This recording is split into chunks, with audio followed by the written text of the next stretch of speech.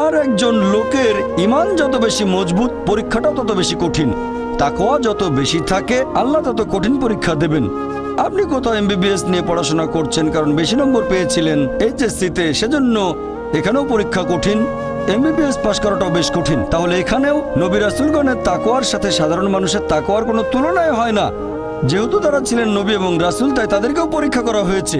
কোনো নবী রাসূলকে এই পরীক্ষা না নিয়ে ছেড়ে দেওয়া হয়নি। তাদের তাকওয়া লেভেল অনেক উপরে। নবী রাসূলকে অনেক বেশিবার পরীক্ষা করা হয়েছে সাধারণ মানুষের চেয়ে। আপনার আমার চেয়ে অনেক বেশি, অনেক কঠিন। তাহলে আপনার তাকওয়া যদি বেশি হয়, আল্লাহ আপনাকে পরীক্ষা করবেন। সত্যিকারের মুমিন কোনো বিপর্যয়ের মধ্যে পড়লে বলে, সুবহানাল্লাহ, সকল প্রশংসা আল্লাহর, আলহামদুলিল্লাহ। সে ধরে নেয় এটা একটা পরীক্ষা। কোনো বিপর্যয় আসলে সেটা হয় একটা পরীক্ষা অথবা একটা শাস্তি। নবীগণের তাকওয়া অনেক বেশি, তাদের জন্য এটা শাস্তি না, এটা পরীক্ষা। আর তারা পাশ করেছেন। যদি কারো জীবনে কোনো ভালো কিছু ঘটে, সেটা হয় একটা পুরস্কার অথবা পরীক্ষা। সম্পদ হতে পারে পুরস্কার অথবা একটা পরীক্ষা। ভালো কোনো কিছু ঘটলে সেটা হয় পুরস্কার, নয়তো একটা পরীক্ষা। অনেকে আল্লাহর পথ থেকে দূরে সরে যায়, তারপরে বলে আমাকে সম্পদ দাও, আল্লাহর সম্পদ দেন। তারপরে তারা পরীক্ষায় ফেল করে। তাহলে এই পৃথিবীতে তারা তাদের ইচ্ছে মতো আরামায়েশ করে, কিন্তু আখিরাতে শুধু ক্ষতিগ্রস্ত হয়। দান একটা পরীক্ষা, সন্তুষ্ট হওয়া পরীক্ষা, সন্তান সন্ততিও পরীক্ষা। অনেক সময় আমরা মুসলিমরা আল্লাহ তাআলার কাছে অভিযোগ করি যে আল্লাহ, তোমার কাছে এত দোয়া করি তবু তুমি কবুল করো না কেন?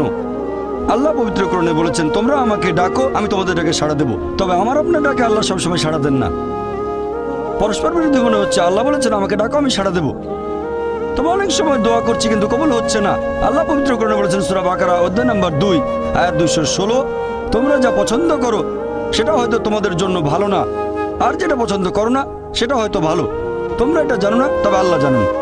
উদাহরণস্বরূপ, ধরেন একজন তরুণ ছেলে, বয়স হয়তো 20 বছর, সে দোয়া করছে, হে আল্লাহ সুবহানাহু ওয়া তাআলা, একটা BMW দিয়ে দাও। জানি না BMW নাম শুনেছেন কিনা, BMW মোটরসাইকেল। আমি চাই একটা BMW মোটরসাইকেল, খুব ভালো মোটরসাইকেল।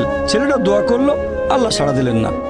হয়তো আল্লাহ জানেন যে আল্লাহ যদি তাকে মোটরসাইকেল দিতেন, সে অ্যাক্সিডেন্ট করতো, পা ভেঙে ফ্র্যাকচার হতো, পঙ্গু হয়ে পড়ে থাকতো।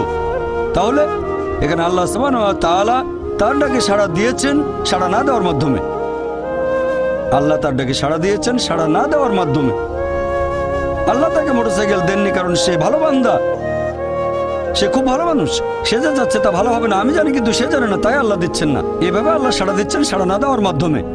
আবার কিছু লোকজন আছে, যেমন আল্লাহ বলেছেন পবিত্র কোরআনে সূরা বাকারা অধ্যায় নম্বর 2 আয়াত 15-16, এখানে ভণ্ডদের কথা বলা হচ্ছে। আল্লাহ তাদের রশি দেবেন, তারা বিভ্রান্তের মতো ঘুরে বেড়াবে। তারা সম্পদ চেয়েছে, আল্লাহ দিয়েছেন।